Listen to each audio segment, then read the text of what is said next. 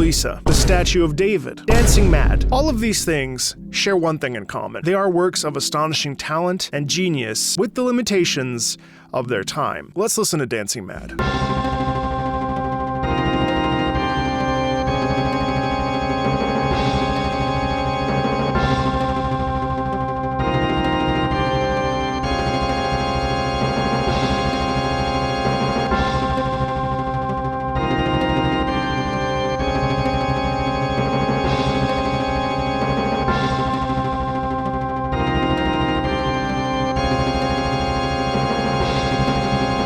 I haven't seen this in context yet. We have this introduction of Kefka. We watch him as he towers above us, deformed, dilapidated, changing, shifting. He's morphed, he's become a god, and we're left speechless. We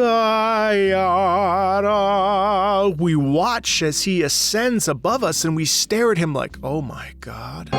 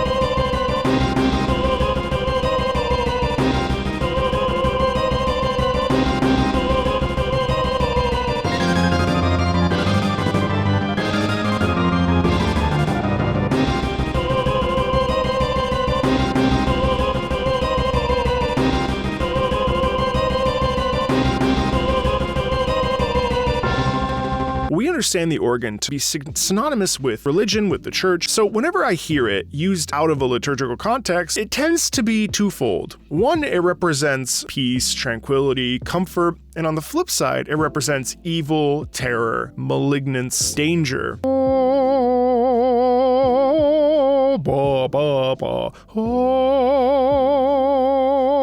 Very much like something you would hear on a Sunday morning, let's say. It's supposed to be the inverse of what we would perceive as safe and comforting, and instead this soprano soloist actually gives us a sense of immense terror. And of course we have this sped up motion as well, which gives us this feeling of, oh no, this is a bad situation. You hear the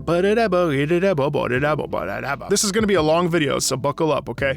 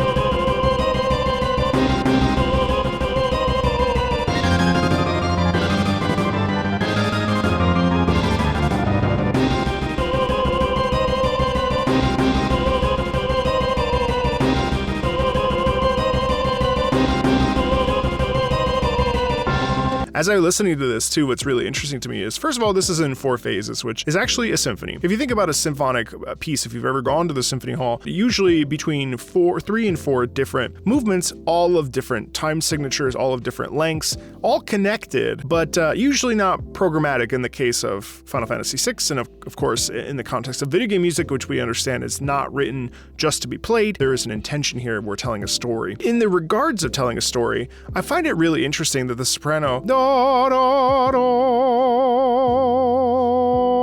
that's a step down. And it's interesting because it's not a big leap. It's not ho, ho, ho. It goes ho, ho, ho. And I think that causes tension for us as listeners because it's not a big step. It's concerning in a way. And we haven't even heard Kefka's theme in this yet, but it's so incredibly powerful because it's amazing how a simple soprano line like that, it's 2 notes just repeating multiple times, that causes such a feeling of disquiet and concern. It's really effective in a very simple way.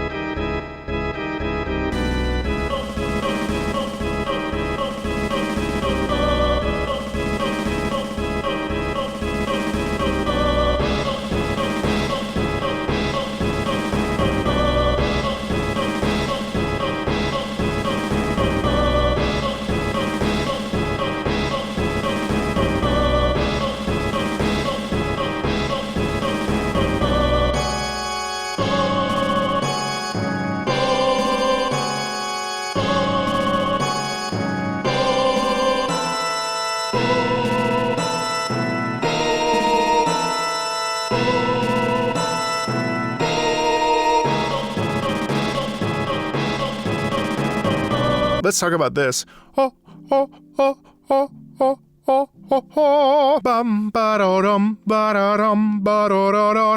where the clown comes into me. The court gesture aspect of this is not completely lost in Kefka. It's almost like the entirety of his personhood has become dilapidated and twisted. That has this weird playful energy because of everything is so jagged, because everything is rhythmically sort of tight. But then on top of that, it's almost like a laughter. Ha, ha, ha, ha, ha, ha, ha, ha, ha. And there's a lot of breath in there. But then what's also interesting is that the next section after that, boom, ha, ha. So that note, ha, ha, ha, ha, ha, ha, ha. Not a full step. That's a slightly shifted note quality where we're stepping down, but we're not landing on the note, the subsequent note below it. We're landing on a sharp or a flat. And it gives us this feeling of, almost like madness, right? And Dancing Mad, of course, is the theme, but like you really sense it in the music. It's maniacal laughter is what it is. This is phase 2, of course.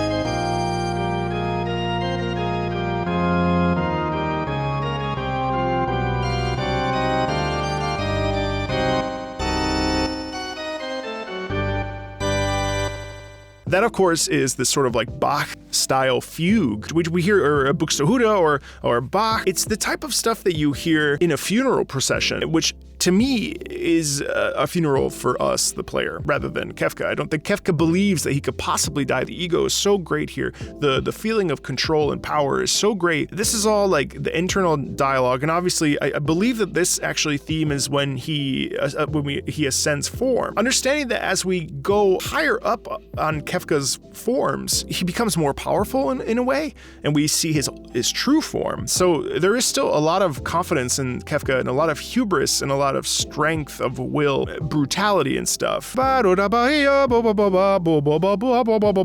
he ascends, it has even more nefariousness to it.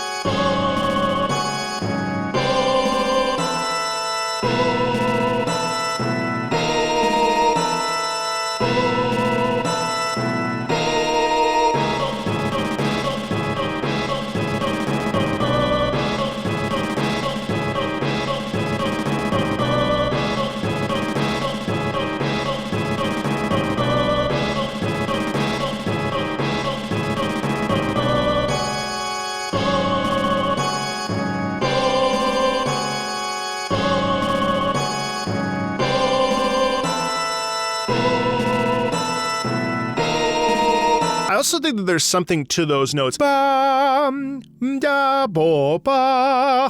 Ba, ba, bo, ba. That's dissonance there. Almost feels, I don't know if those are tritones, but even there's this unholy aspect. Ya, bo, ba. Actually, I think those are tritones. Maria. Yeah. If it is the tritone was known as the devil's interval because of the unsettling sound of the tritone. Now, I'm not positive if those are tritones, but it would make sense based on what we know of Kefka and his devilish ways at this, especially at this point.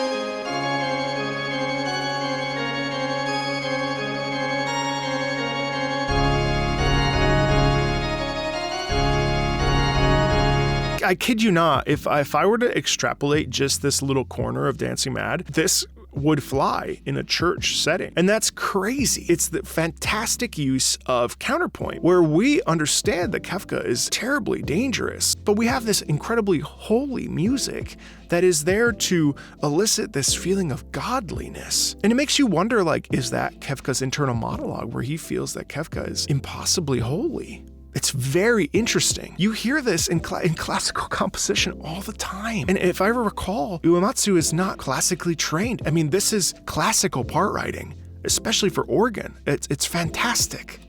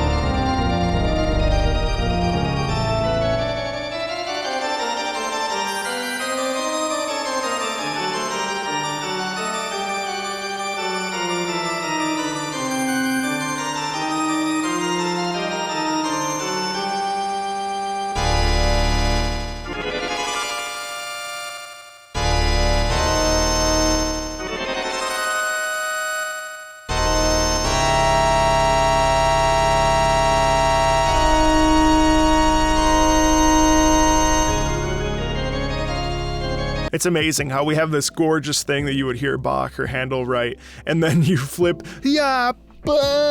dissonance, lots of dissonance because we're fighting something evil. Just kidding, it's not holy. And then we go back into it. It's fascinating. This is so well written.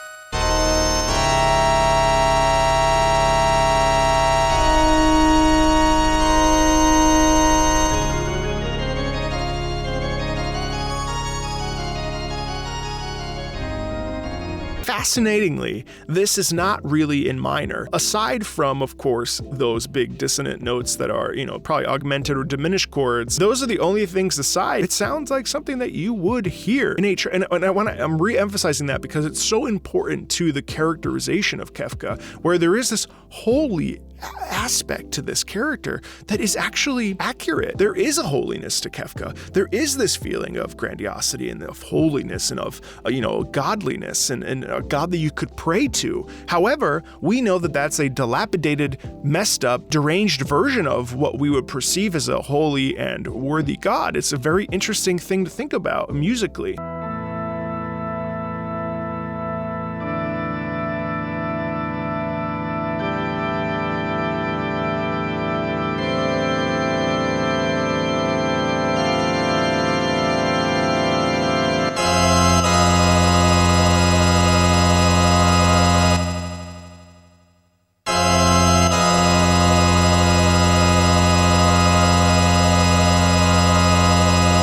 And so now we have the complete inverse of what I was just saying. Now we have a slow ascending up a scale. Da da,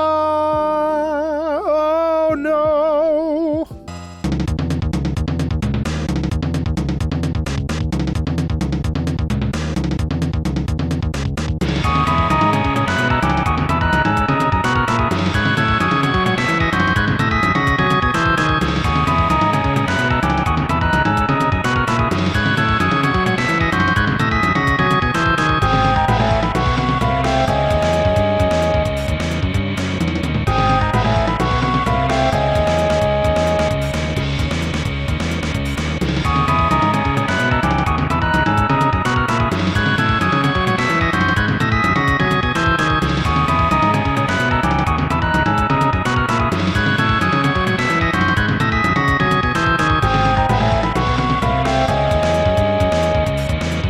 Do you hear how deranged this version of Kefka's theme is? And let me just verify that that is in fact Kefka's theme, because I believe it is. But so the clown now is actually in terror. And I think that that's why we hear Kefka's theme here in the amalgamated, deformed version with a ton more intensity, because now I think Kefka's at the end of his rope. He understands that there's something going on here that maybe he hasn't thought through. And there's a losing of control and a losing of grip, which is causing this feeling of incredible concern for Kefka specifically, which is why I think think his theme comes back. It's a really interesting thing with motives and leitmotifs where we've heard this theme so much and Kefka has always been this silly fool. All of a sudden, we hear the God version of that, but it is because of its speed and shift and at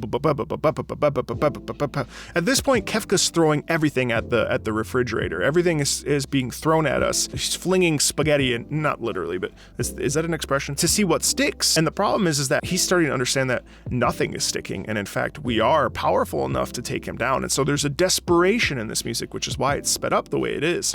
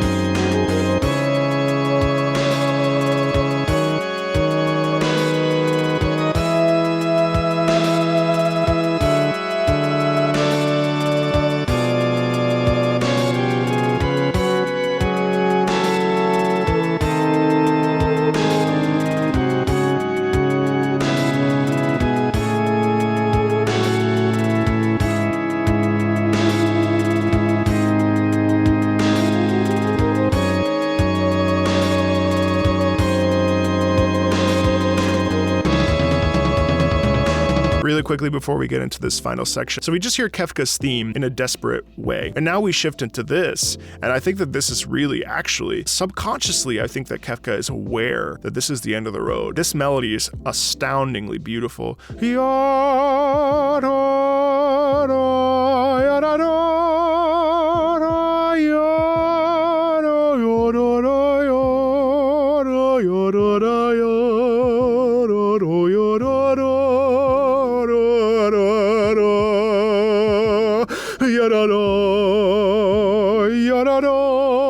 It's like, no, I won't give up. I won't. I've worked so hard to get here. I won't let you defeat me. I won't let you stop me. No. I am not a court jester anymore. I am a king. I am a god. You cannot defeat me. I will not be defeated by you. That's the inner monologue to me in the subtext of Kefka based on the music.